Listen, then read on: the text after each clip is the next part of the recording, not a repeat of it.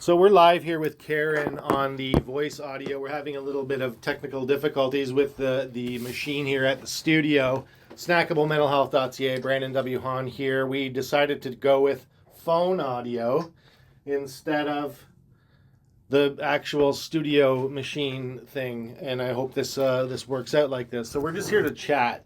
And today's topic, before we get to Dr. Robin Whale, who's coming shortly, is fear and how does fear serve us. And Karen and I were talking, and I told her that I have a little fear of heights. When I'm on escalators, I get a little nervous, and sometimes when I'm in enclosed spaces, I get a little what's the word, claustrophobic, I guess. I'm not sure if claustrophobia is something that I fear or not, but whenever I dream of enclosed spaces, I wake up sweating. Wow. Karen, you said you have a little bit of a fear of men. I do. It's from a past thing. But yeah, I find that if I'm on let's say a bus or an Uber and the driver is male, I get nervous. I get scared. Yeah. So yeah. What like how do you think that, like, because I'm wondering like how the elements of fear in our lives are usually meant to protect us from something. That's true. And it's maybe some kind of trauma. I mean, I'm not Superman, but if I was and I had a fear of heights, I think that would be very funny. That would be. You're telling me you're not Superman? No, I'm not. No, not yet. No, it's true, because especially in my case with my fear, I'm immediately drawn to what is around me, what's my quickest way out of this situation. So if you're in an enclosed, like a car with some guy that you've never seen before, and he says something or does something. Yeah. Mm-hmm. And it's sad because you kind of judge first, and so my fear can be harmful to somebody, without them knowing. It's a mistrust. Yeah, absolutely.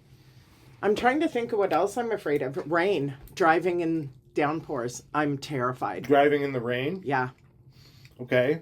Yeah. Well, that's legitimate, especially if you're on the 401 or the highway in general. Yeah, I've pulled over crying because I'm so scared. Of the rain on your car. Yeah. Like a heavy sound. Rain. Yeah. Yeah, isn't that odd? I don't know. I think it's legitimate. It's like, I don't like driving in snow.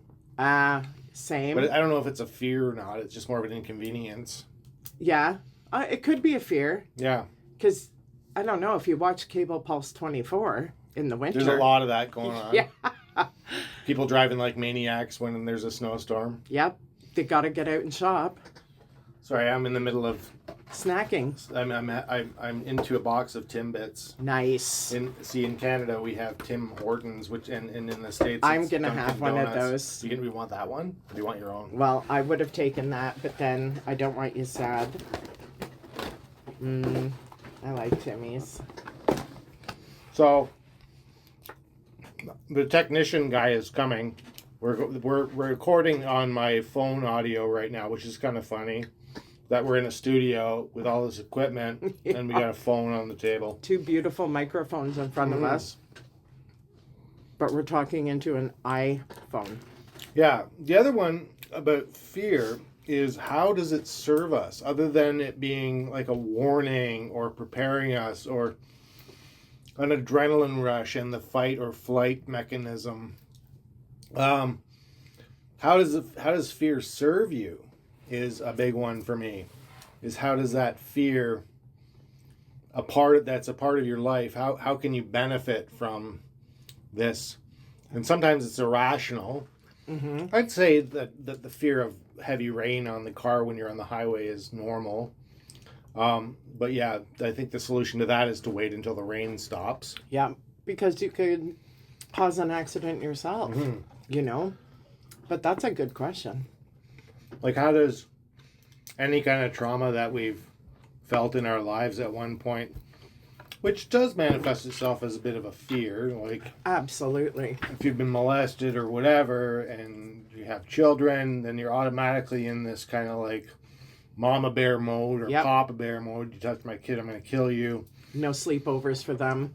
Yeah, you want to know who the Yeah. parents are, what's going on.